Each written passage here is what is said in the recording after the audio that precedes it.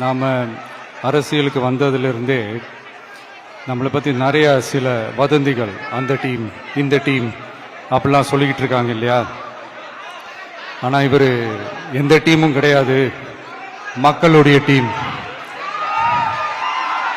Peoples team அப்படின்னு எல்லாருக்கும் தெரிஞ்சதுக்கப்புறம் வேற என்ன அவதூறு பரப்பலாம் இவர் மேலே அப்படின்ட்டு ட்ரை பண்ணி எல்லாமே அவங்களுக்கு ஒர்க் அவுட் ஆகலை.